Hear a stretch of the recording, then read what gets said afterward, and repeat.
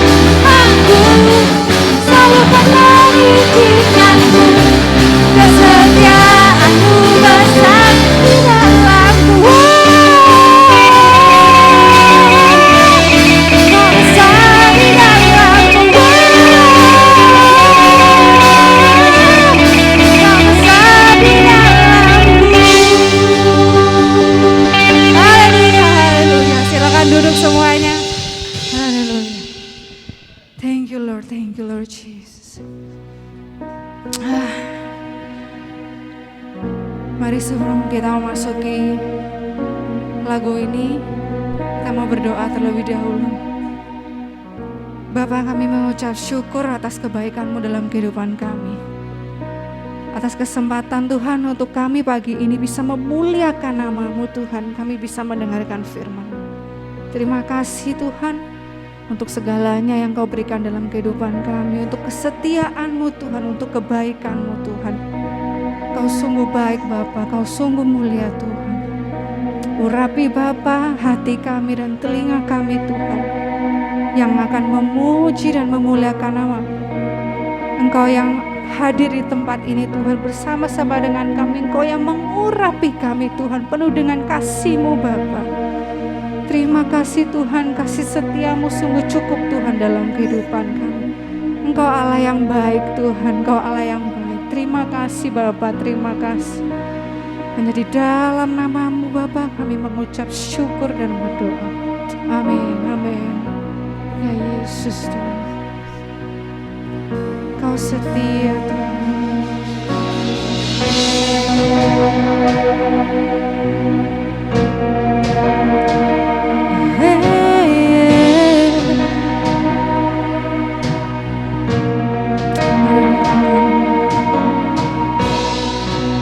Tiada yang dapat pisahkan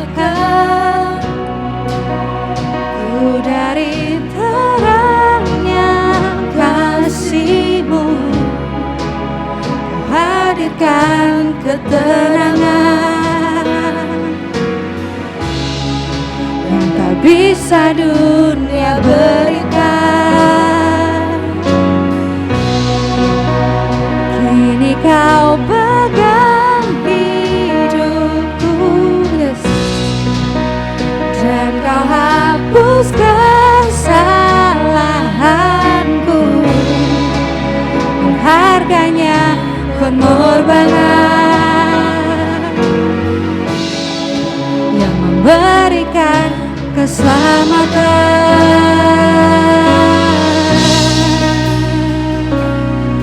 Mari saya undang semua untuk berdiri.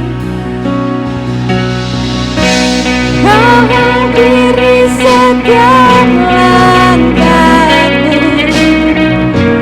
ku aman di dalam hadirat-Mu. Kau buktikan, yes, Kau setia Tuhan. Amin, amin Yesus.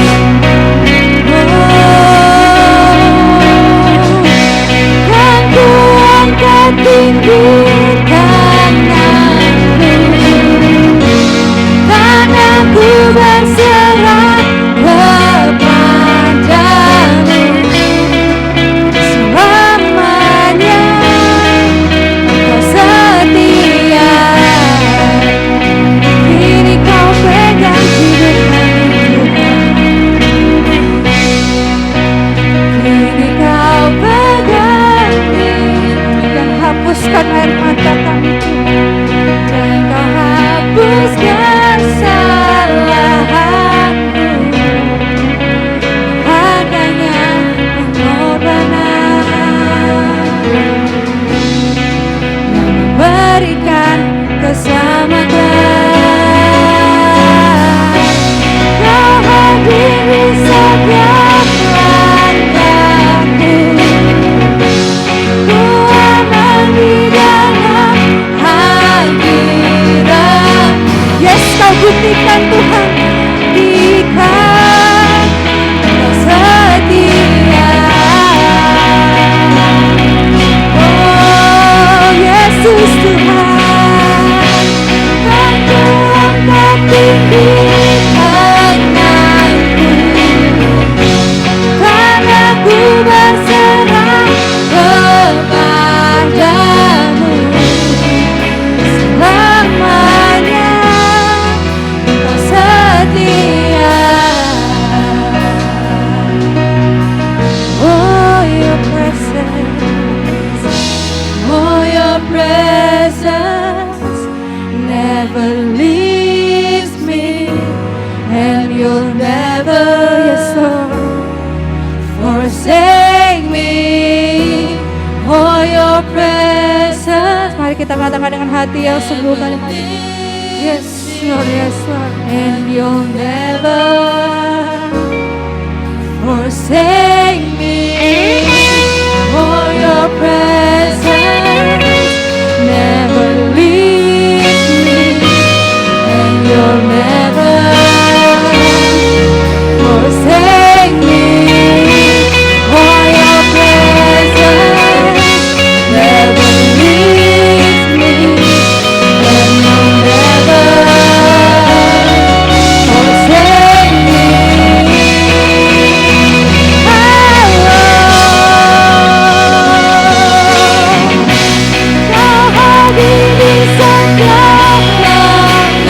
Yes, kau baik Tuhan. Ku aman di dalam hadirat-Mu, buktikan Kau setia. Amin. Yesus, kau setia Tuhan dalam hidup kami.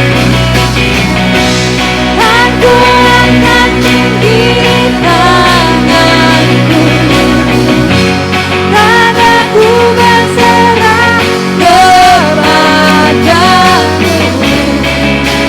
Selamanya Kau setia. Come on, we sing one more time.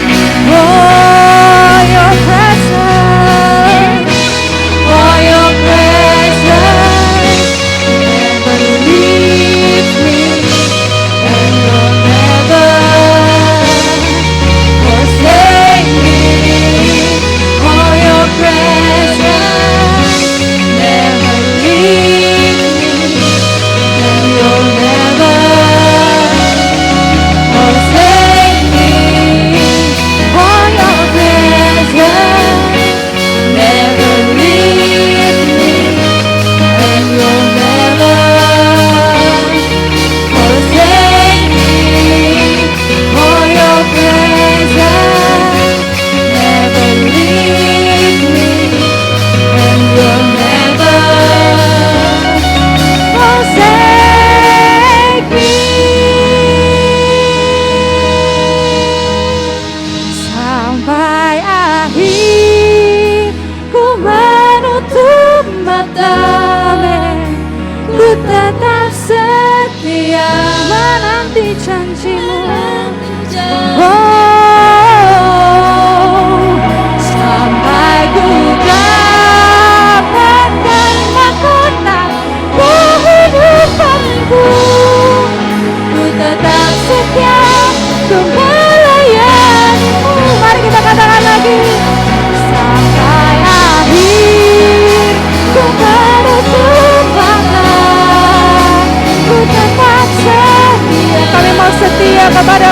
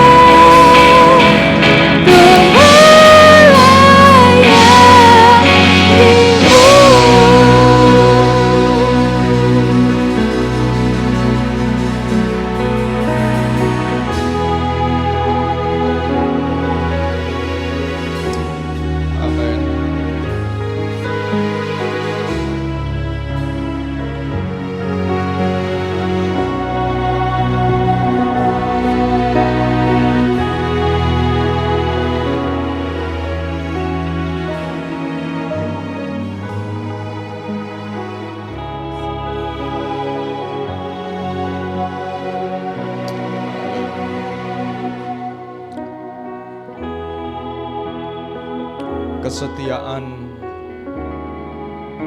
mudah dikatakan, tetapi kita tahu bahwa ketika semua mendukung untuk menjadi setia, maka kesetiaan menjadi sesuatu yang seolah-olah mudah. Tetapi ketika kesetiaan itu harus berhubungan dengan harga yang perlu dibayar, ada perkara-perkara yang perlu ditanggalkan untuk tetap setia. Itu menjadi sebuah tantangan tersendiri. Tetapi kita percaya kalau Tuhan Yesus sudah menyatakan kesetiaannya kepada setiap kita, dan Dia menjadi jalan bagi siapapun yang mengikuti jejaknya, maka Dia akan menolong kita untuk tetap setia sampai akhir. Kami mengucap syukur pagi hari ini ya Tuhan, karena kesetiaan-Mu telah teruji. Dan kami percaya melalui kesetiaan-Mu kami belajar. Di balik kesetiaan itu ada mahkota yang tersedia. Kami mau berdoa ya Tuhan, supaya Engkau menolong setiap kami masing-masing pagi hari ini, untuk kami bisa sekali lagi belajar setia kepada-Mu ya Tuhan. Kami mau berdoa bukan hanya setia untuk perkara yang kelihatan oleh mata, tetapi setia untuk perkara-perkara yang kekal. Perkara-perkara yang mungkin banyak orang menyepelekan, banyak orang meremehkan, banyak orang yang tidak tahu bahwa kesetiaan terhadap perkara yang tidak kelihatan tapi kekal, itu satu kali akan mendatangkan buah yang membuat setiap kami tidak pernah menyesal untuk terus memilih jalan kesetiaan itu. Terima kasih ya Tuhan, kami mengucap syukur. Dan biarlah urapi hamba-Mu, urapi setiap kami yang akan mendengarkan firman Tuhan. Demi nama Yesus kami mengucap syukur buat kebaikan dan kesetiaan-Mu. Haleluya. Amin, amin, amin. Puji Tuhan. Silakan duduk kembali.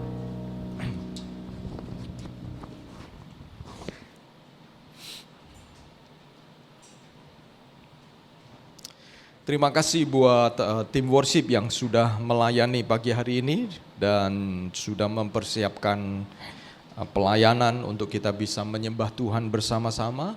Dan juga saya mengucapkan selamat datang kepada saudara-saudara semua yang hadir pagi hari ini.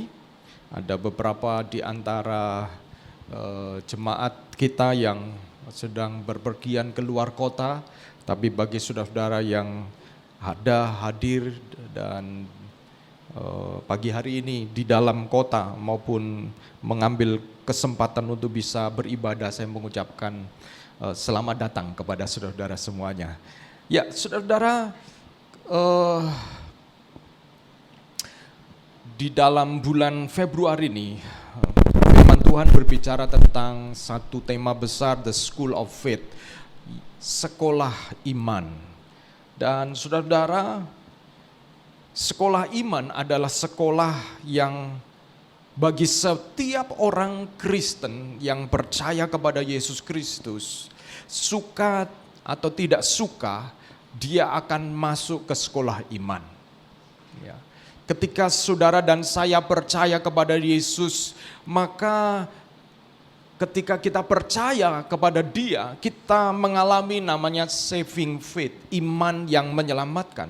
Tetapi saudara dan saya belum langsung secara otomatis disebut sebagai orang beriman.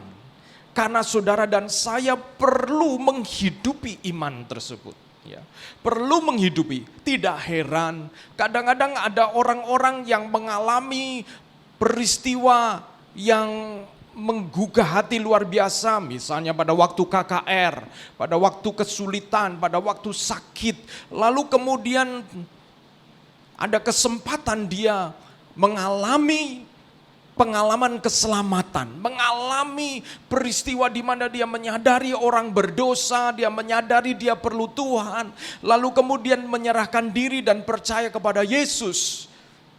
Tetapi juga ada yang sesudah itu terjadi, belum tentu kemudian bisa terus mempertahankan imannya dan percaya Yesus terus menerus, karena kemudian ada hal-hal yang datang kepada dia. Jadi saudara dan saya, ketika saudara dan saya percaya kepada Yesus, maka kemudian tidak secara otomatis saudara disebut orang beriman.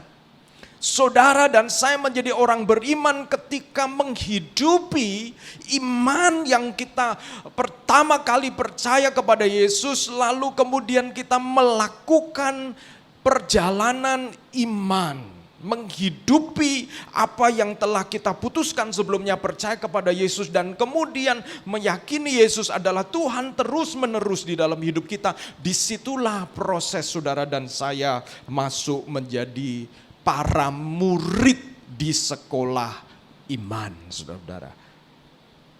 Sekolah iman adalah sebuah sekolah yang diwajibkan. Saudara suka atau tidak suka, begitu saudara percaya kepada Yesus, saudara harus mempertahankan iman saudara-saudara dan mengalami iman yang bukan hanya menyelamatkan, tetapi iman yang menuntun kita sampai kepada kekekalan. Itu diwajibkan. Sekolah itu adalah keharusan. Tetapi sekolah tersebut gratis, saudara-saudara. Saudara tidak perlu bayar. Karena sekolah tersebut sudah dibayar oleh darah Yesus. Untuk saudara berada di dalam sekolah iman, darah Yesus sudah menebus saudara dan saya, sehingga kita kemudian menjadi orang-orang yang telah ditebus, dan oleh karenanya kita kemudian ada di dalam sekolah iman tersebut. Dan saudara-saudara, saya membaca Ibrani pasal 11, satu pasal ini berulang-ulang terus saya baca, saudara-saudara. Sampai tadi malam saya coret-coret, dan kemudian saudara-saudara saya diberkati oleh apa yang ditulis oleh penulis Ibrani di dalam Ibrani pasal yang ke-11 ini. Dan saudara-saudara, saya akan mengajak saudara-saudara untuk berbicara tentang setia dalam proses. Setia di dalam proses. Ada proses yang kita masing-masing alami. Saudara-saudara, di dalam Ibrani pasal 11 ayat yang pertama dikatakan bahwa iman adalah dasar dari segala sesuatu yang kita harapkan. Di dalam terjemahan bahasa Inggris ada satu terjemahan yang mengatakan di Holman Christian Standard Bible mengatakan begini, no faith is the reality of what is hoped for. Iman adalah kenyataan tentang apa yang kita harapkan. The proof of what is not seen. Dan bukti dari apa yang kita tidak lihat. Iman adalah kenyataan dari apa yang saudara dan saya harapkan. Saudara berharap apa di dalam hidup di dunia yang sementara ini? Saudara, apa yang saudara harapkan? Menarik, kalau saudara baca Ibrani pasal 11, ditulis beberapa kali Abraham di dalam ayat yang ke-8 Kejadian 11. Abraham dipanggil Tuhan, lalu kemudian dia pergi dengan taat untuk pergi walaupun dia tidak melihat. Lalu kemudian dikatakan dia tinggal di negeri sebagai orang asing dan berkemah di sana. Lalu saudara-saudara dilanjutkan bahwa orang-orang tersebut termasuk Abraham tinggal sebagai orang asing. Terus menerus diulang sebagai orang asing. Saudara, ini mengingatkan kita bahwa saudara dan saya sebagai orang-orang yang dipanggil Tuhan, ketahuilah saudara di bumi ini orang asing, saudara. Saudara dan saya berkemah saja di dunia ini. Karena rumah kita, tanah air kita sesungguhnya bukan di sini. Tanah air kita itu yang kemudian dilihat oleh para pahlawan iman. Tanah air mereka itu ada di kekekalan. Saudara coba perhatikan ini ya saudara-saudara. bahwa mereka dikatakan bahwa mereka melihat satu kota, satu tanah air yang menanti-nantikan mereka. Sehingga saudara dan saya harus tahu bahwa kita memang di dunia ini sementara. Karena sementara di dunia ini saudara, maka saudara juga harus memperhatikan bahwa karena di dalam dunia ini sementara, bukan berarti kemudian kita seenaknya karena sementara, saudara-saudara. Sementara kok ya, seperti saudara-saudara kalau kadang-kadang ada tamu di rumah, ini kan, atau saudara tinggal di hotel. Di hotel itu kan sementara. Karena hotel ya saudara-saudara, letakkan handuk ya sembarangan. Karena di hotel, karena kita udah bayar, lalu kita sembarangan. Saudara-saudara, bukan seperti itu. Sementara yang dimaksud di dalam proses sementara ini, saudara ada di dalam sekolah iman. Di dalam proses sementara ini ada di dalam sekolah iman yang menentukan apa yang ada di dalam kekekalan itu, saudara-saudara. Nah, oleh karena itu sekalipun kita di dunia ini sementara, kita berkemah saja, itu bukan berarti kita sembarangan. Itu hanya berarti karena itu sementara, saudara-saudara, jangan sampai kita lebih mencintai dunia di mana kita tinggal sementara ini daripada mencintai tanah air kita yang sesungguhnya. Kita bandani, kita membayar harga begitu mahal untuk kesementaraan itu, padahal firman Tuhan sudah mengatakan di dunia ini hanyalah penugasan. Saudara dan saya diberi assignment, diberi tugas masing-masing. Tetapi satu kali saudara dan saya akan kembali kepada tanah air yang sesungguhnya. Saudara-saudara,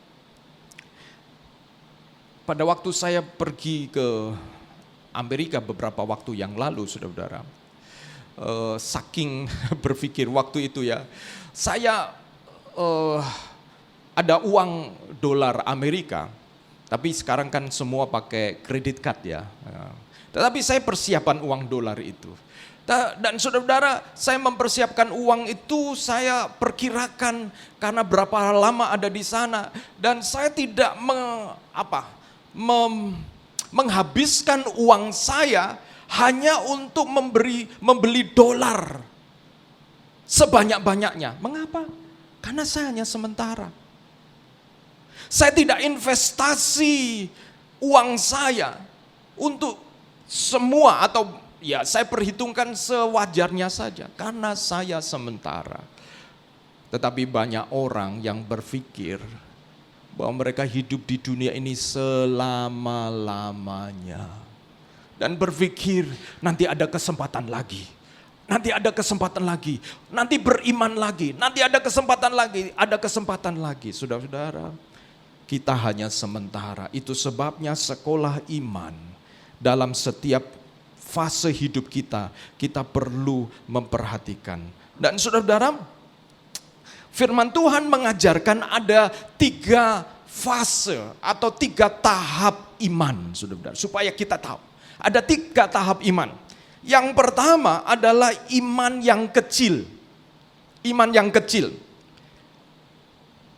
Contoh di dalam Matius pasal 8, itu kisah tentang Yesus yang kemudian ada seorang yang datang kepada Yesus. Matius pasal 8 ayat 23 sampai 27. Saya tidak akan bacakan semua, tetapi di situ ada badai.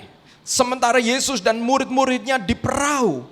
Para murid begitu ketakutan ketika mereka menyeberang, datanglah badai. Dan murid-murid ketakutan, saking takutnya murid-murid kemudian bertindak seolah-olah mereka lupa bahwa Yesus ada di situ.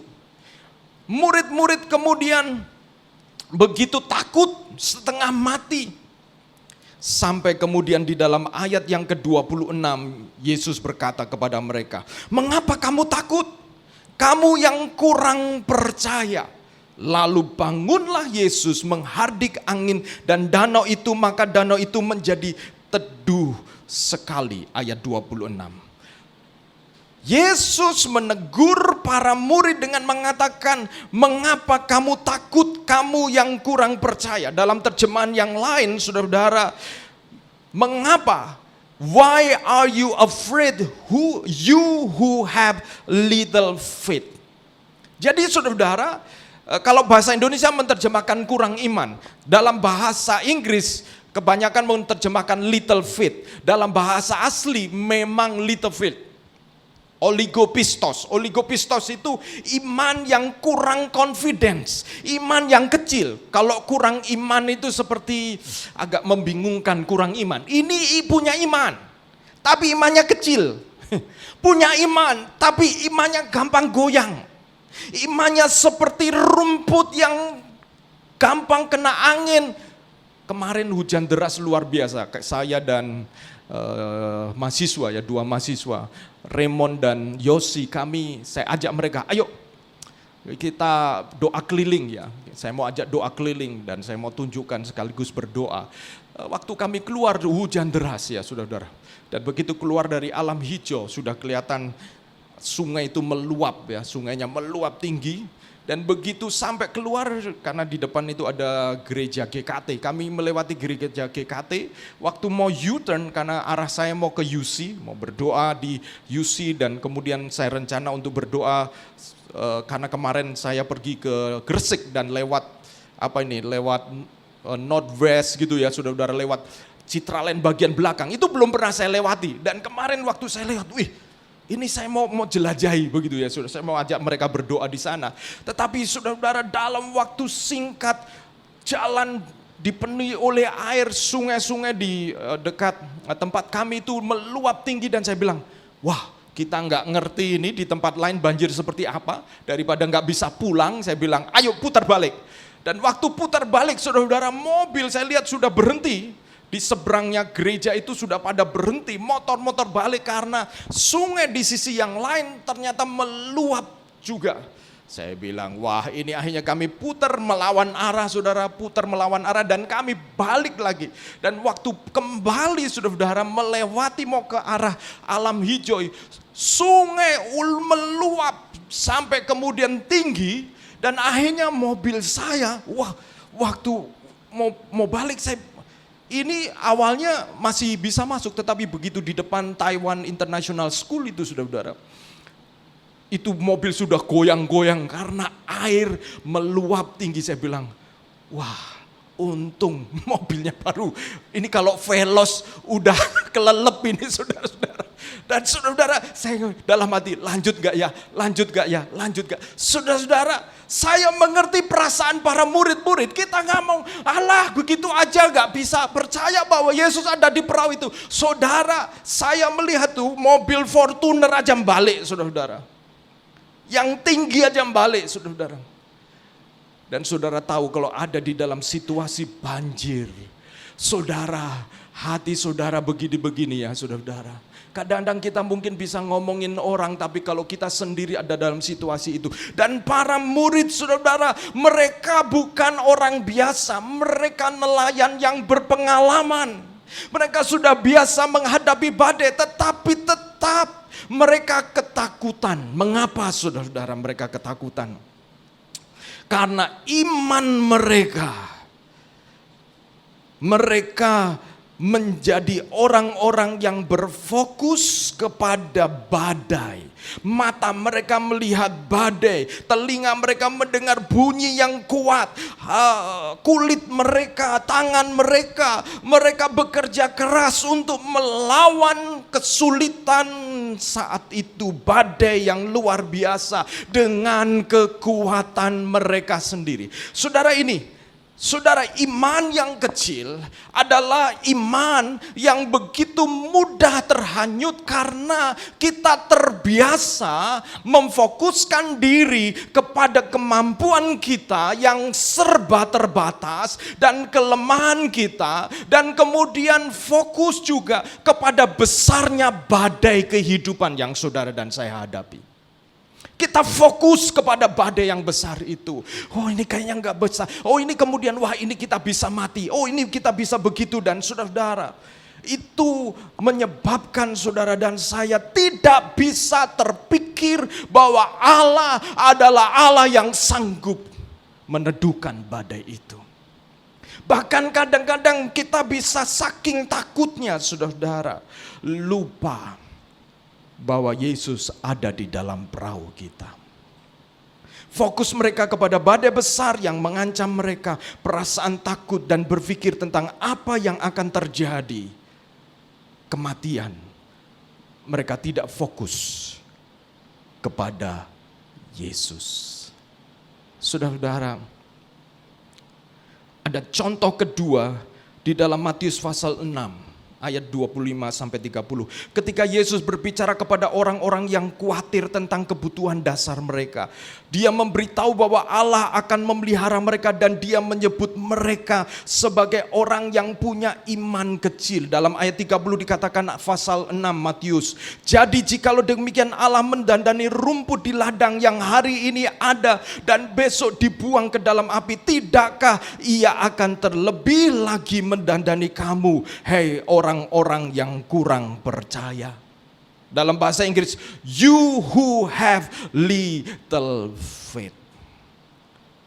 Ternyata saudara-saudara, ada.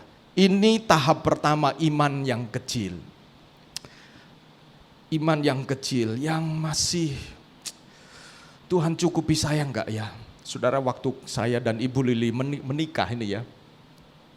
Menikah, saya ini memberanikan diri ya. Kalau nunggu tabungan penuh ya nggak nikah-nikah saudara-saudara. Saya sudah pacaran 3 tahun waktu itu, 3,5 tahun. Dan saya pikir wah ini sudah waktunya berbicara kepada orang tua dari Ibu Lili ya saudara-saudara. Saya agak takut-takut begitu ya saudara-saudara karena ya kalau diterima, kalau ditolak gimana saudara-saudara. Jadi saya sudah sebenarnya pacaran dengan Ibu Lili tapi orang tuanya saya belum beritahu. Ya hanya berkunjung di rumahnya, lebih banyak ngobrol dengan papanya daripada dengan Ibu Lili.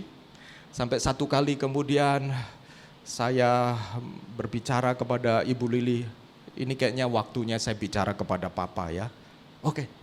Dan saudara-saudara saya ditinggalkan dengan papanya Ibu Lili bersama dengan cucunya berdua nonton TV saudara-saudara. Biasanya ngobrol banyak, tapi kali itu karena mau mengungkapkan isi hati, gak ngobrol secara bebas saudara-saudara. Dan singkat cerita saya memberanikan diri bicara kepada papa dan saya panggil waktu itu Aceh. Aceh, saya mau bicara. Bicara apa? Saya sampaikan bahwa saya sebenarnya suka dengan anaknya Aceh. Saya ngomong suka begitu ya. Oh ya. Nanti nggak perlu rame-rame loh. Saya hanya ngomong memperkenalkan diri. Saya ini suka. Ya sebenarnya saya mengatakan saya mau pacaran dengan anaknya. Nggak ngomong tentang lamaran saudara-saudara. Tapi namanya orang tua ya sudah tahu lah. Lalu dia oh ya. Tidak perlu rame-rame. Yang penting orang tua datang. Wih. Ini saya bukan mau lamaran nih saudara. Saya hanya ngomong suka saja. Wih ini ya urapan hamba Tuhan itu luar biasa saudara. Dan saudara-saudara saya sampaikan. Waktu saya mendengar itu saudara-saudara. Tapi pertanyaan berikutnya. Kalau benar-benar menikah seperti apa saudara-saudara? Saudara, seringkali saya merasa bahwa iman saya kecil. Tetapi disitulah saudara-saudara dan saya. Kita belajar fokus kepada Tuhan. Yang kedua saudara-saudara, iman yang besar, great faith. Iman yang kecil atau kurang percaya dalam bahasa Indonesia adalah bagian dari proses pertumbuhan iman. Kita dapat bergerak kepada level yang lebih tinggi dengan mengalihkan fokus kita kepada Allah yang besar, kepada Allah yang hidup, kepada Allah yang setia. Mereka yang punya iman besar memfokuskan pikiran mereka kepada Bapa di surga dan merenungkan firman Tuhan untuk mengerti jalan-jalannya. Karena iman pada tahap ini berfokus kepada Allah, kita tidak diombang-ambingkan oleh keadaan karena kita telah belajar untuk melihat melampaui visible challenges tantangan-tantangan yang di depan mata yang kelihatan, dan kita melampaui pandangan kepada tantangan yang kelihatan dan melihat kepada perkara yang tidak kelihatan, yaitu apa? Kesetiaan Tuhan. Saudara-saudara, iman yang besar itu contohnya di dalam Matius pasal 8 ayat 5 sampai 10. Saudara lihat Matius pasal 8 ayat 5 sampai 10. Tolong dibaca, salah satu membaca Matius 8 ayat 8. Mungkin salah satu membacanya. Matius 8 ayat 8. Silakan. Suara wanita, saya minta tolong. Matius 8 ayat 8.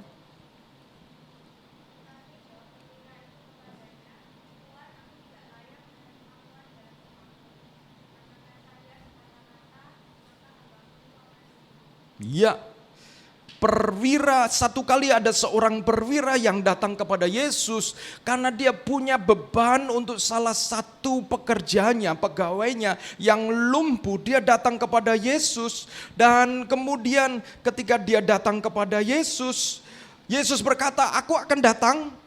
Tapi kemudian karena perwira itu melihat bagaimana telah mendengar bahwa Yesus adalah seorang yang berkuasa, dipakai oleh Tuhan, lalu kemudian dia berkata kepada Yesus dengan mengatakan, tetapi jawab perwira itu kepadanya, "Tuhan, aku tidak layak," karena dia perwira bukan orang Yahudi, "menerima Tuhan di rumahku. Katakan saja sepatah kata, maka hambaku itu akan sembuh." Yesus kemudian memuji perwira itu, dan dia berkata dalam ayat yang ke-10. Tolong leading bacakan ayat yang ke-10.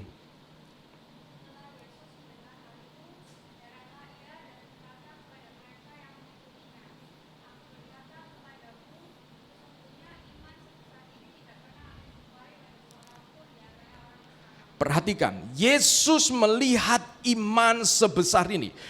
Iman yang kecil, Yesus menghadik, kamu yang punya iman kecil, kurang iman. Tapi Yesus juga bisa melihat perwira itu iman yang sebesar ini. Yesus memuji iman dari perwira itu. Berarti ada iman yang besar, saudara-saudara. Memang tadi ada lagu iman, apa tadi? Yang lagu pertama, sekalipun ku berjalan gitu ya, berikan iman yang sebesar sesawi aja atau iman yang kecil. Tetapi saudara-saudara, kalau kemudian kita melihat bahwa yang dimaksud di sini adalah percaya, ternyata ada iman yang kecil yang gampang goyah dan iman yang besar seperti yang dimiliki oleh perwira ini. Saudara-saudara, iman yang besar yang ditunjukkan oleh perwira ini adalah dia sampai tidak perlu Yesus datang ke rumahnya.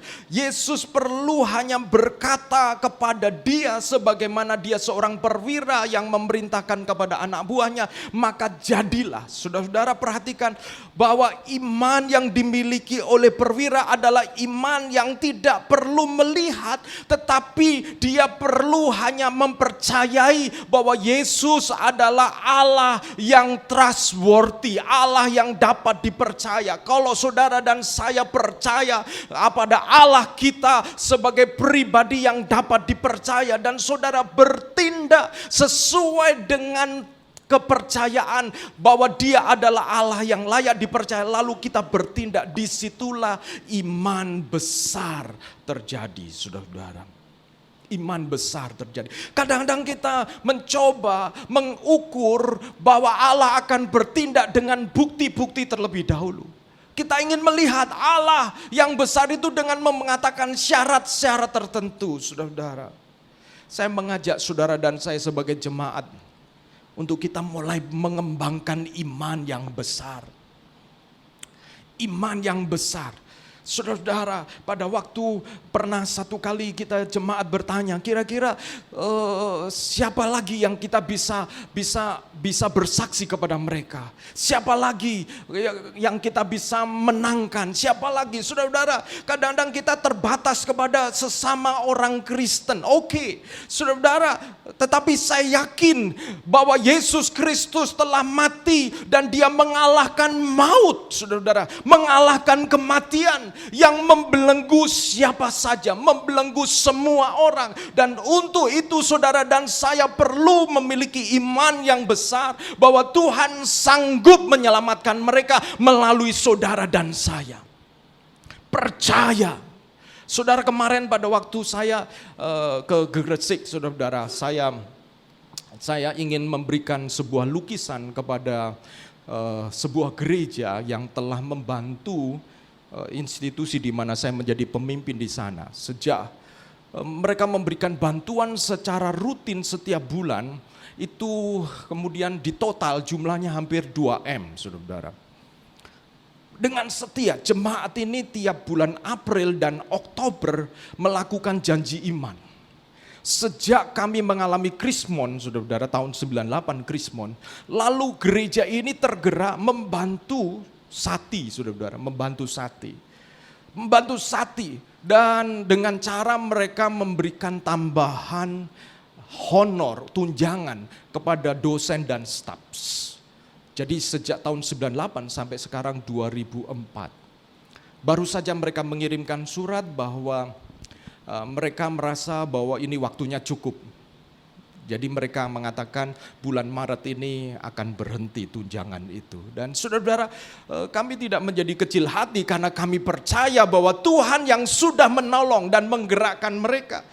Maka itu hanyalah persoalan iman. Dan saya kemudian mengatakan kepada tim pimpinan, kita jangan menjadi sedih, ya saya katakan begitu. Jangan menjadi sedih, sebab itu Tuhan. Kalau Tuhan berkata enough, that's enough.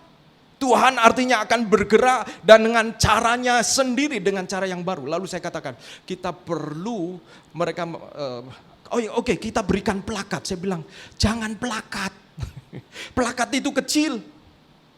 Ditaruh di buffet, that's all. Saya bilang, kita perlu memberikan sesuatu yang menyatakan iman kita. Apa itu, saudara-saudara? Lalu saya pikir-pikir apa ya? Saya minta yang pertama, semua yang pernah diberi tunjangan, tulis surat dengan tangan, ucapan terima kasih, yang pertama. Yang kedua saya bilang, saya akan cari lukisan. Nah saya pikir lukisan ya paling berapa lah gitu ya. Saya belum pernah beli lukisan, tapi saya pernah melayani seseorang dan saya diberi lukisan, saudara-saudara. Ada lukisan kota tua. Yang satu kali saya melayani sebuah keluarga yang mengalami kesulitan, mengalami kesusahan, orang yang dicintai meninggal dunia, lalu kemudian saya layani. Dan saudara, satu kali orang tersebut datang ke rumah, masih di Villa Sentra, dengan membawa lukisan. Dan saya pikir, lukisan oke lah, puji Tuhan, dan saya suka. Dan saya tidak pernah bertanya berapa harga lukisan itu.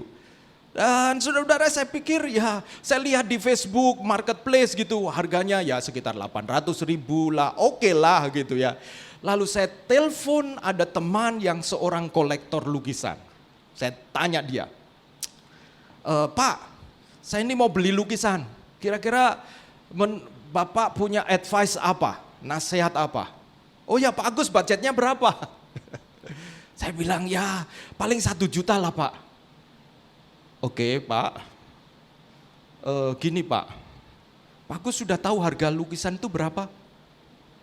Saya pikir, saya lihat baru saja di Marketplace ada 800.000 Pak.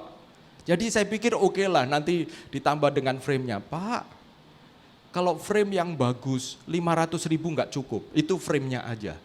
Oh, oke. Saudara-saudara, saya mulai iman saya. Ingin memberi yang terbaik, memberi yang punya simbol rohani. Tapi singkat cerita saya mengatakan, terima kasih Pak. Lalu saya coba lihat tuh di Citraland ada galeri ya saudara, di Citraland ada galeri. Saya kunjungi galeri itu dan apa yang terjadi saudara-saudara. Satu lukisan minimal 5 juta. Dan itu kecil, saudara-saudara. Waduh, saudara-saudara. Saudara-saudara, yang saya mau ingin ceritakan, akhirnya kemarin Jumat saya putuskan, saya cari pergi ke Gresik, saudara-saudara. Saya pergi ke Gresik. Dan ketika saya pergi ke Gresik, menemukan galeri yang saya telah browsing. Dan waktu saya pergi ke Gresik, bertemu langsung dengan pelukisnya. Dan ketika bertemu langsung dengan pelukisnya, ngobrol. Tapi ini yang saya mau sharingkan kepada saudara-saudara. Saya memang pergi ke Gresik untuk cari lukisan. Tapi waktu saya pergi ke Gresik, nggak tahu, saya belum menjelajahi ke sisi-sisi yang lain. Tapi saya pergi ke jalan, kayaknya jalan-jalan cukup utama ya. Semua ada tulisannya Semen Gresik, SMK Semen Gresik lah. Saya pergi ke jalan namanya Kebomas kalau saya tidak salah ya. Dan saya tidak tahu, tapi sepanjang jalan kok saya nggak lihat gereja di Gresik itu. Padahal di Surabaya Barat ini, saudara. Saudara pergi ke mall, duk, gereja, duk, gereja. Belum di jalan-jalan ini, saudara. Ada begitu banyak gereja. Mungkin penilaian saya salah. Tapi saya bertanya, kenapa di Gresik jarang gereja? Padahal itu sudah dekat, saudara. Poin saya adalah di mana iman orang Kristen itu. Yang percaya bahwa Yesus sanggup mengalahkan maut. Yang percaya bahwa Yesus adalah Allah yang melakukan mujizat. Saya kemudian bertanya di dalam hati, apakah tidak ada orang yang berani masuk ke kota Sunan itu? Apakah orang Kristen yang percaya Allah yang besar, Allah yang sanggup menyediakan segala sesuatu, hanya mau main di tempat-tempat yang aman, di tempat-tempat yang mohon maaf banyak duitnya?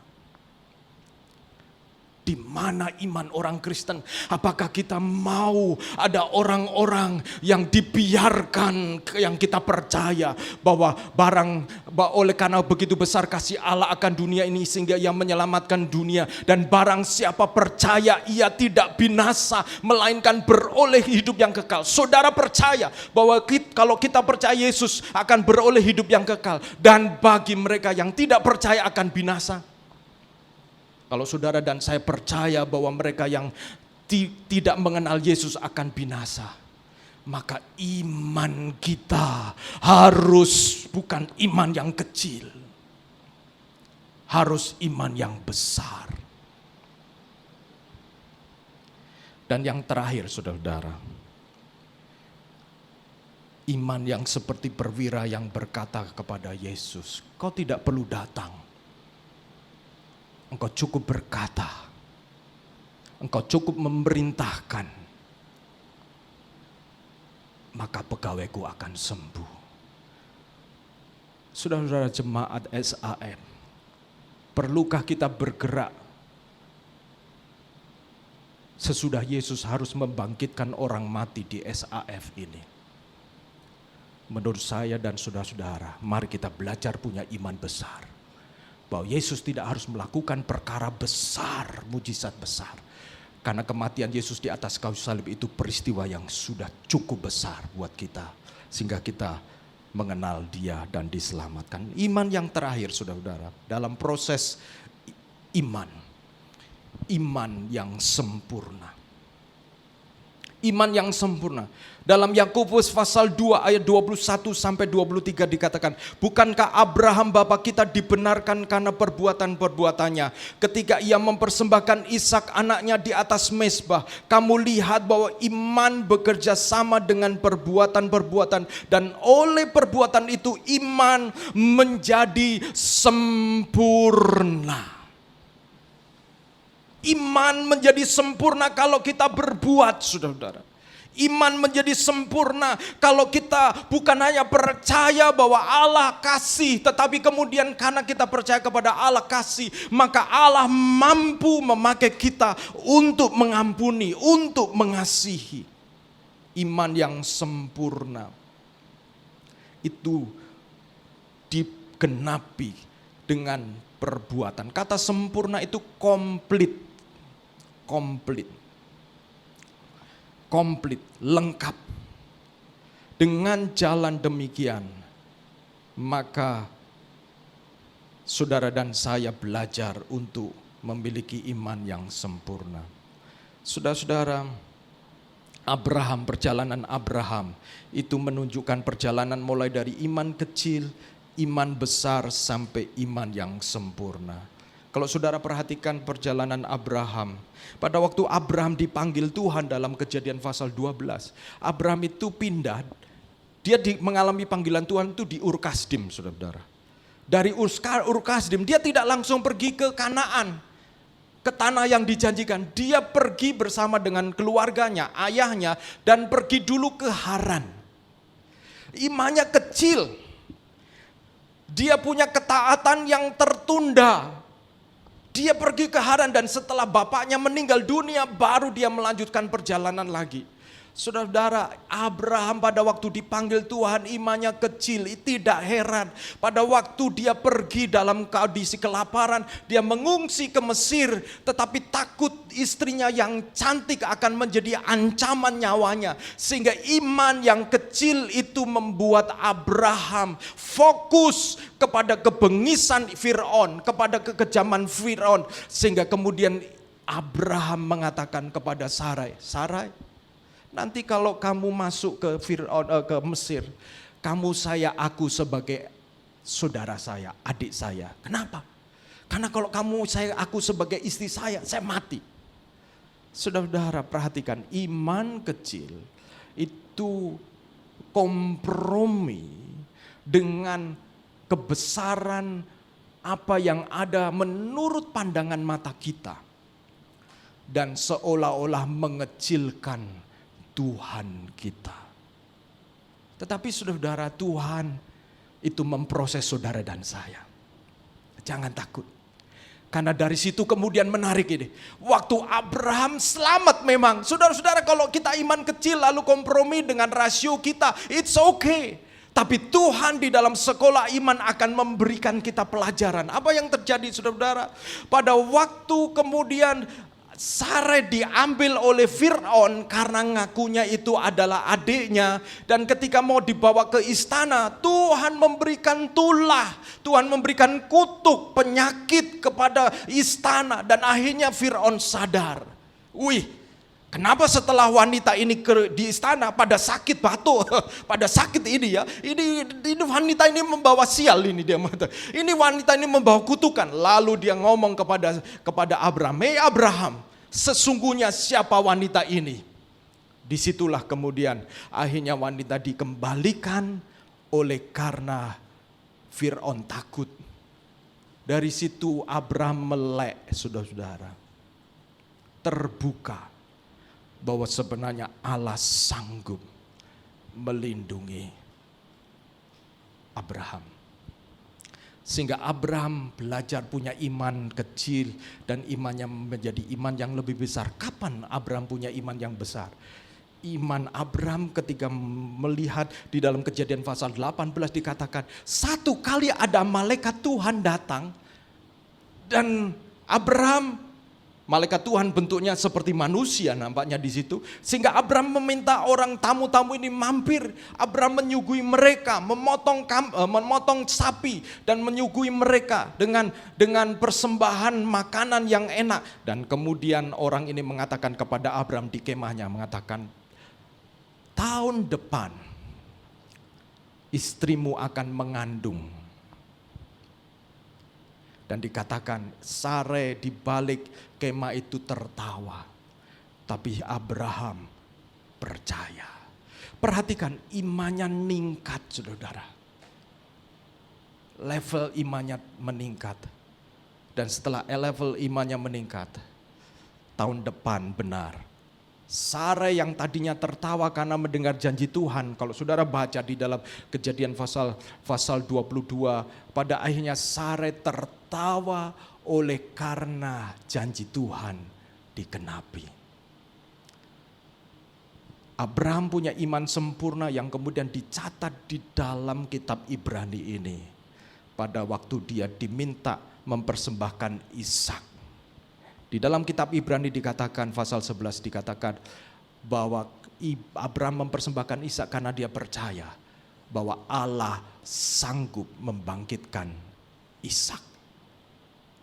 Saudara perhatikan, level-level iman naik. Pertanyaan saya kepada saudara-saudara pagi hari ini, bagaimana level iman saudara-saudara? Level iman kita. Ini Ishak yang satu-satunya anak keturunan hasil janji Tuhan. Itu diminta Tuhan untuk dipersembahkan, dan Abraham mengatakan, ya. Dia naik ke Gunung Moria membawa anaknya, dan saya membayangkan anaknya ketika bertanya, Ishak bertanya kepada papanya, "Pak, mau ngapain ke atas, Pak?" "Ya, mau mempersembahkan korban." "Lalu di mana kambingnya? Di mana dombanya?" Saudara, kalau saudara jadi papa, jadi Abraham, apa jawaban saudara-saudara? Apakah Abraham akan tega mengatakan, "Ya kamu kambingnya"? Gak mungkin dong saudara-saudara. Nanti ada di sana. Mungkin jawaban iman dari Abraham seperti itu. Dan ketika sampai di atas, ternyata kambing gak ada. Pernahkah saudara beriman dan nyaris kecewa dengan iman saudara dan kepada Tuhan? Karena kambingnya gak ada, saudara-saudara. Dan ketika Abraham mengikat Ishak, sudah mempersiapkan kayu dan mengikat Ishak, dan ketika belati diangkat untuk membunuh Ishak, karena Abraham percaya sekalipun Ishak mati pasti Tuhan bisa bangkitkan. Jadi dia nggak pikir lagi akan ada domba lagi. Saudara-saudara perhatikan, iman Abraham iman yang lengkap. Karena apa? Dia bukan hanya percaya, tapi dia bertindak sampai titik di mana seolah tidak ada hal untuk bisa diharapkan. Menjadi alasan untuk berharap, hanya berharap kepada Allah saja. Tidak ada kambing domba. Dia menghunus belatinya, dan pada waktu itulah Tuhan sediakan. Saudara-saudara, kira-kira iman saudara dan saya ada di level mana? Saudara jangan berpikir tentang kesulitan hidup yang mungkin banyak orang bersaksi tentang kesulitan keuangan. Mungkin saudara enggak mengalami itu. Tetapi masing-masing orang itu masalahnya beda-beda, saudara-saudara. Kita punya masalah yang berbeda-beda. Yang bisa jadi, saudara-saudara, kita tidak sadari, tapi sesungguhnya iman saudara dan saya sedang diuji di sana. Kesetiaan kita, cinta kita kepada Tuhan sedang diuji. Bahkan mungkin lewat kesuksesan, keberhasilan, kenyamanan, kemapanan, saudara juga sedang mengalami ujian iman. Untuk tetap percaya bahwa Allah juga punya rencana dengan kesuksesan dan kenyamanan kita untuk menjadi berkat. Saudara-saudara, saya mau mengajak kita berdoa bersama-sama. Saya percaya bahwa setiap saudara-saudara dan saya yang sudah mengenal Kristus punya iman. Punya iman. Dan iman itu, kalau kita merasa bahwa oke, iman ini sudah rasanya gak ada yang saya perlu imani lagi untuk kehidupan saya. Semua sudah berjalan baik. Itu berarti saudara-saudara, menarik. Kalau saudara baca Kejadian pasal 18. Ketika Tuhan berjanji kepada Abraham bahwa tahun depan dia akan punya anak. Peristiwa berikutnya adalah peristiwa Abraham dilatih untuk pakai imannya buat Sodom dan Gomora. Imannya sudah great faith, sudah iman besar, sudah oke. Tapi Tuhan panggil Abraham untuk punya belas kasihan kepada Sodom dan Gomora. Sehingga kalau saudara membaca Kejadian pasal 18, Abraham kemudian imannya dilatih untuk kemudian menjadi pendoa syafaat. Untuk berdoa buat Sodom dan Gomora. Dengan mengatakan kalau ada 50 orang benar, apakah engkau akan selamatkan Sodom dan Gomora? Dan Tuhan berkata, kalau ada 50, oke, saya akan berikan second chance. Lalu kemudian Abraham tahu bahwa 50 itu nggak mungkin ada. Dia naikkan lagi, dia tawar lagi Tuhan dengan gimana kalau ada 40 Tuhan? Kalau ada 40, saya akan berikan kesempatan buat Sodom Gomora. Gimana kalau ada 30? Gimana kalau ada 20? Dan terakhir, gimana kalau ada 10?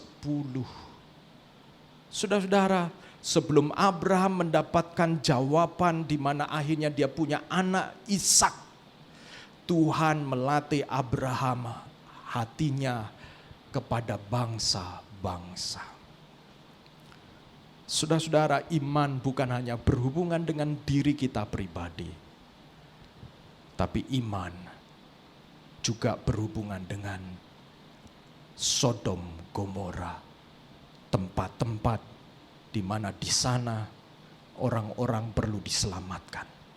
Kalau kita merasa bahwa kayaknya nggak ada yang perlu saya doakan lagi ya untuk kehidupan saya, mungkinkah waktunya saudara mengarahkan kepada Sodom dan Gomora dan berpikir apa yang kita bisa doakan supaya di sana diberikan kesempatan kedua, ada keselamatan datang. Saya mengundang pemain musik maju ke depan.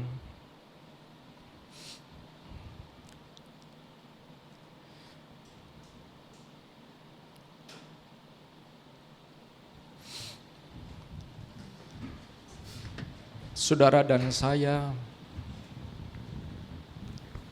percayalah, yakinlah. Begitu saudara memakai iman saudara-saudara, bukan hanya untuk kehidupan kita sendiri. Kalau hanya untuk pergumulan kita, biasanya setelah pergumulan itu usai, kita rasa iman kita sudah cukuplah. Nanti kalau ada pergumulan lagi kita baru datang.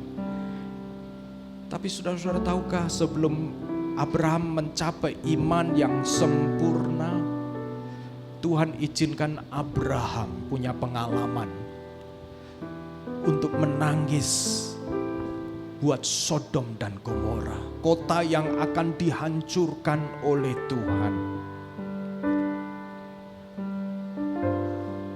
Kota yang kemesuman, kejahatan, yang pada zaman itu adalah kejahatan yang luar biasa, yang membuat Tuhan muak, membuat Tuhan jijik, dan rasanya Tuhan ingin menghancurkan Sodom dan Gomora. Tapi di dalam Kejadian pasal 18 dikatakan, apakah aku tidak akan menceritakan kepada Abraham, karena Abraham sudah menjadi sahabat Allah.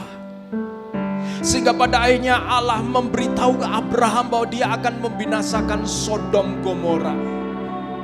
Dan disitulah hati Abraham, bukan hanya oleh karena pergumulannya sendiri, aku tidak punya anak, tetapi sudahlah, oke, kalau aku tidak punya anak, sekarang aku sudah dapat janji tahun depan akan punya anak. Lalu Abraham berpuas diri. Tidak, saudara-saudara.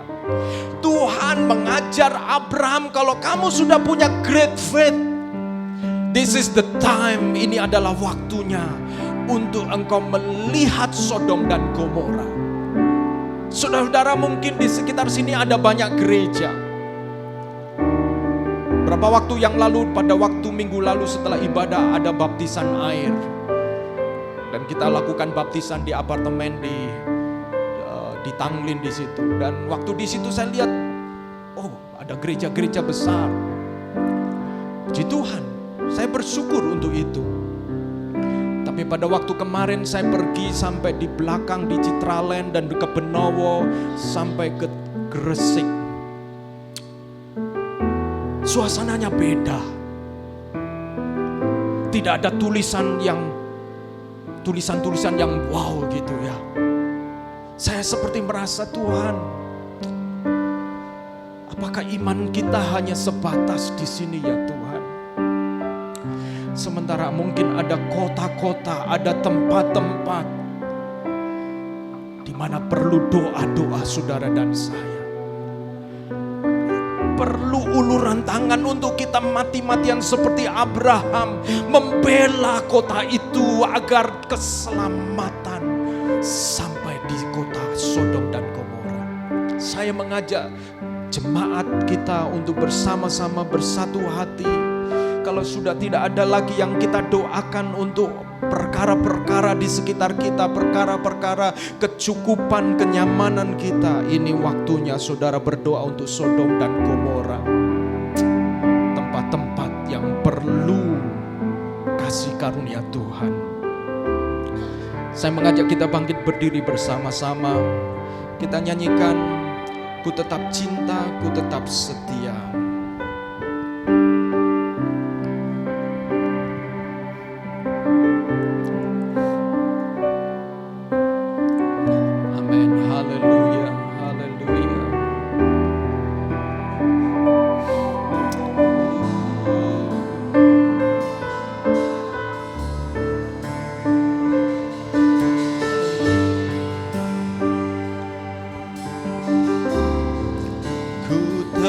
Tetap cinta, ku tetap setia, ku tetap cinta, walau badai datang menerpa, ku tetap cinta, ku tetap setia, ku tetap setia, ku tetap setia. Walau taufan datang menerpa, ku tetap setia. Terlalu banyak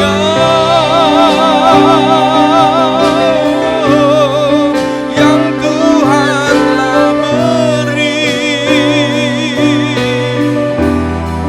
takkan mungkin ku balas dari apa yang ku miliki.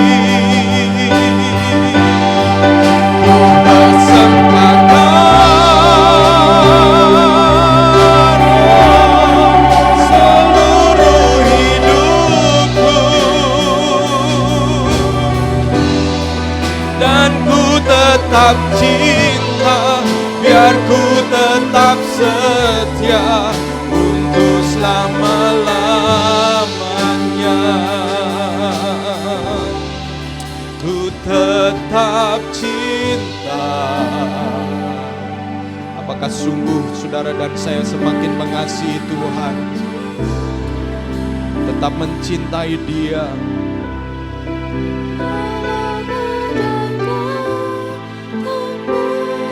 Dan itu ditunjukkan dengan iman yang semakin naik kepada level yang lebih tinggi. Ku tetap setia, ku tetap setia, ku tetap setia. Walau taufan datang menerpa, ku tetap setia. Terlalu banyak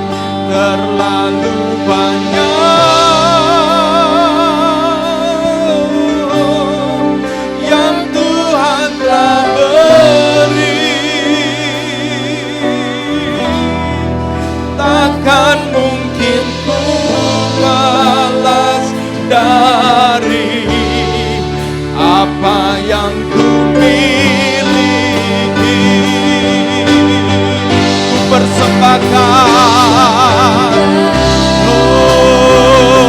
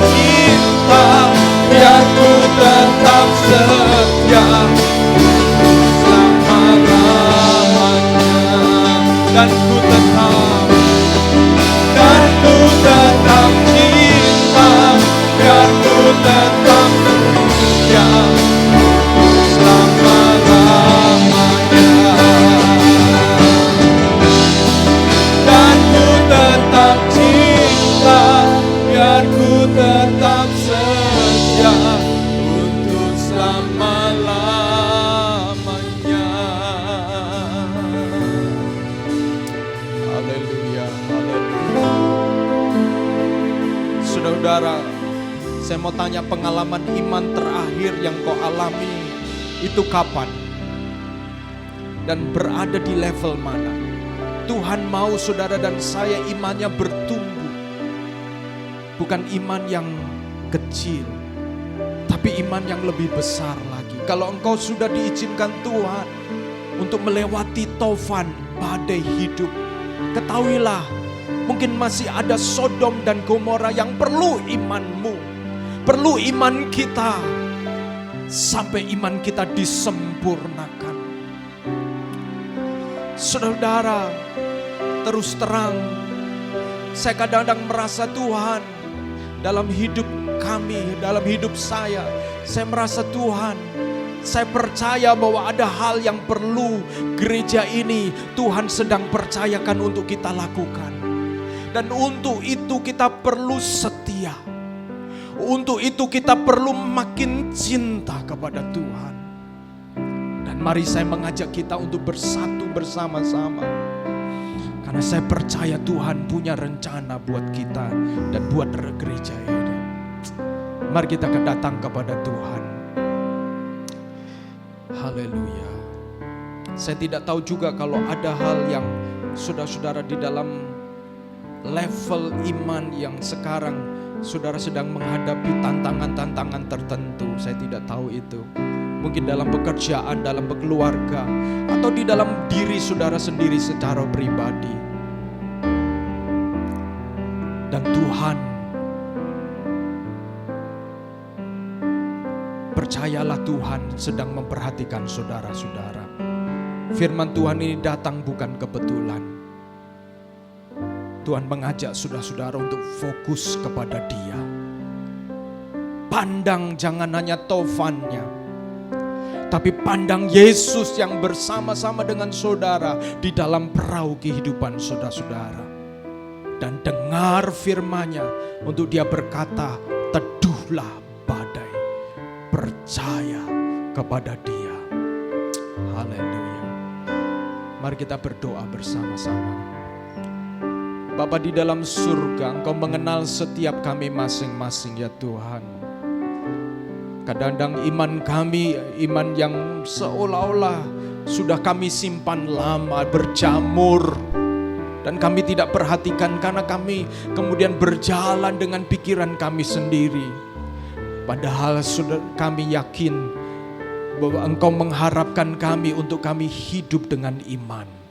Orang benar hidup oleh karena percaya dan bukan oleh karena melihat. Itu yang Kau katakan kepada kami. Dan kami mau menjadi orang-orang yang beriman. Kami mau berdoa akan ada breakthrough, akan ada terobosan di dalam setiap hidup kami ya Tuhan. Di mana iman kami melihat Engkau Allah yang hidup dan besar itu akan melakukan sesuatu melalui hidup kami. Terima kasih ya Tuhan. Kami mengucap syukur dan kami bersyukur buat orang-orang yang Tuhan percayakan. Orang-orang yang setia. Kami mau mengucap syukur untuk itu. Dan melalui 5 ketul roti dan 2 ekor ikan yang Tuhan percayakan kepada gereja ini, kami mau lipat gandakan ya Tuhan. Dan terjadilah di dalam nama Yesus, orang-orang yang kelaparan secara rohani akan dikenyangkan. Haleluya. Kami mengucap syukur untuk itu Tuhan. Dan biarlah setiap kami menjadi orang-orang yang beriman dan mengalami pengalaman iman bersama dengan Engkau. Haleluya. Amin. Tuhan Yesus berkati dan saya serahkan Devita. Sampaikan.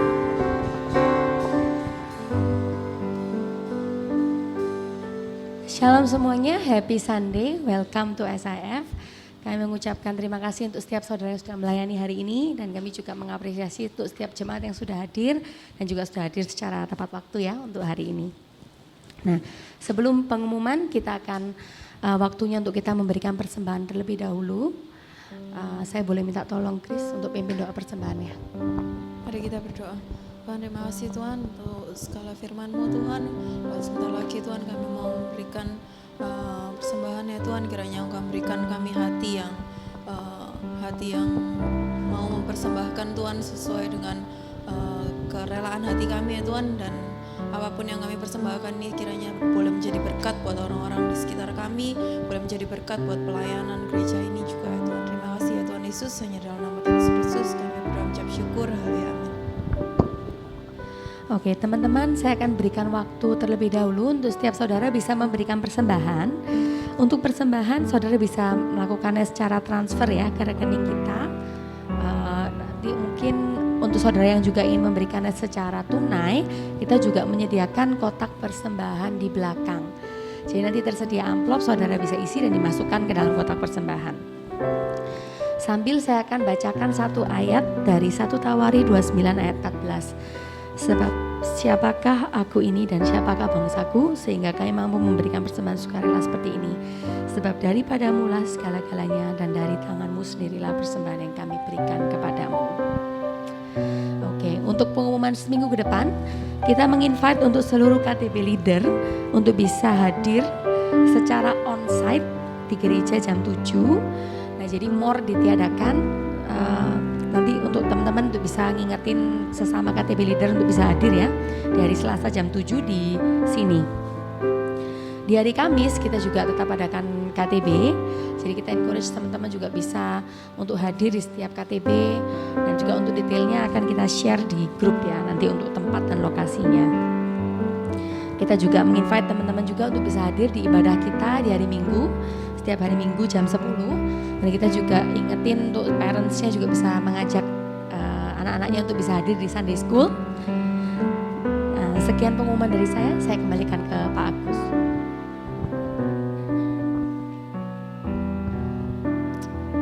Terima kasih Evita.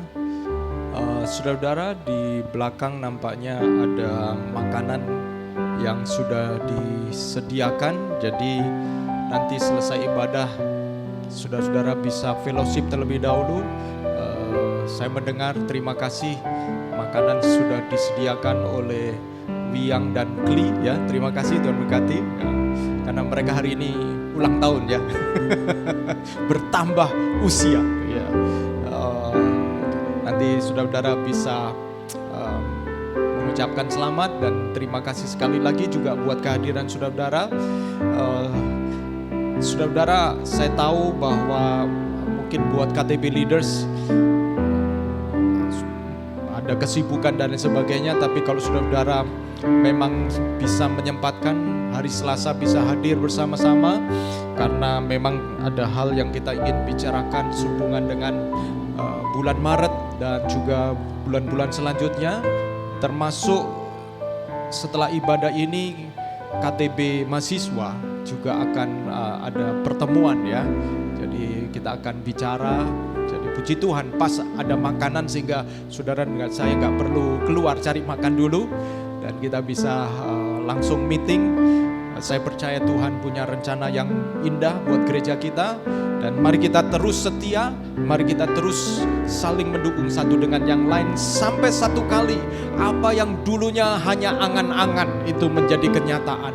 Melalui SAF House of Restoration akan ada banyak jiwa-jiwa yang dimenangkan dan dibawa kepada Tuhan, dan terutama Tuhan pakai setiap kita semuanya. Amin, saudara-saudara. Mari kita akan akhiri ibadah kita. Kita bangkit berdiri bersama-sama.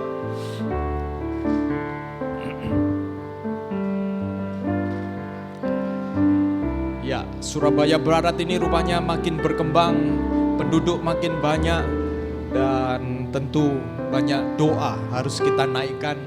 Jadi saya makanya hari Selasa onsite, karena kita mau juga berdoa bersama-sama. Saya percaya kuasa doa itu besar ketika kita bersama-sama bersatu hati. Dan itu sebabnya doakan pertemuan KTB Leadership yang akan diadakan hari Selasa supaya membuahkan hasil-hasil yang baik, yang positif. Dan biarlah doa-doa saudara-saudara juga didengar oleh Tuhan. Kita berdoa bersama-sama. Saya minta tolong untuk tolong bisa Pak Susanto maju ke depan, bisa menutup berdoa. Oh enggak. Oke. Iya. Dan kita akan berdoa bersama-sama. Saya minta tolong Ibu Lili bisa maju ke depan untuk kita bisa berdoa.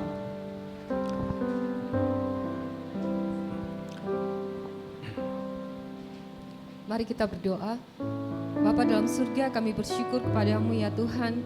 Engkau mengajarkan kami untuk tetap setia ya Tuhan, karena Engkau terlebih dahulu telah setia kepada kami. Terima kasih Tuhan buat kasih setiamu yang tidak pernah meninggalkan kami. Kami berdoa Tuhan untuk setiap jemaatmu dimanapun mereka berada, yang berada di tempat ini maupun yang tidak berada bersama-sama dengan kami ya Tuhan.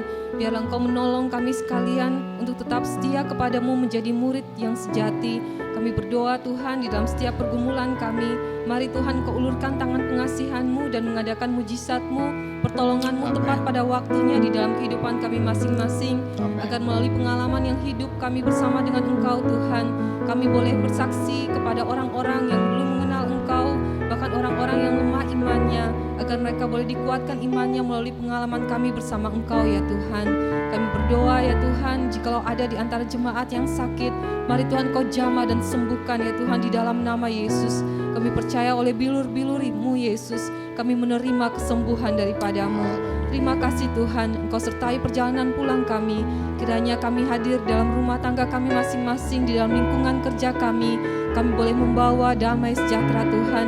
Demikian juga mereka yang masih studi, Tuhan Engkau berkati mereka ya Tuhan, agar mereka juga boleh menjadi terang-Mu Tuhan di antara teman-teman mereka lainnya. Terima kasih Tuhan, di dalam nama Yesus kami berdoa dan bersyukur. Amin. Saudara-saudaraku yang kekasih, angkatlah tanganmu dan terimalah berkat Tuhan. Tuhan menyinari engkau dengan wajah-Nya dan memberikan kepadamu kasih karunia. Tuhan menghadapkan wajah-Mu kepadamu dan memberikan engkau damai sejahtera. Diberkatilah keluargamu, diberkatilah rumah tanggamu, diberkatilah pekerjaanmu yang kau kerjakan di dalam kesungguhan dan takut akan Tuhan.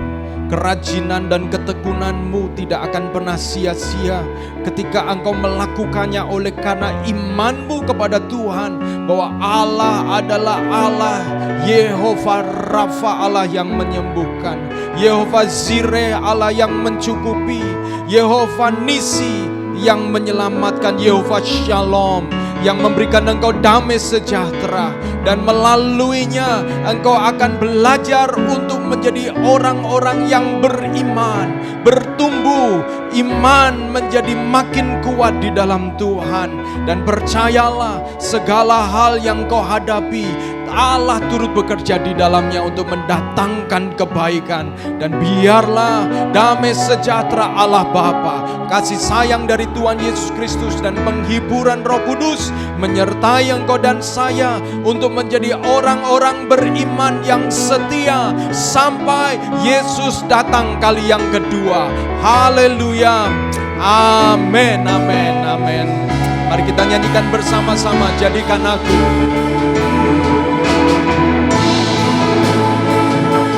Jadikan aku indah yang kau pandang mulia, seluruh karyamu di dalam hidupku. Ajarku berharap hanya kepadamu, taat dan setia kepadamu Tuhan. Jadikan aku indah yang kau pandang mulia, seluruh karyamu di dalam hidupku. Ajarku berharap hanya kepadamu. Katakan bersama, taat dan setia, taat dan setia, taat dan setia kepadamu Tuhan. Amin, amin. Happy Sunday, saudara. Mari kita fellowship. Tuhan Yesus berkati.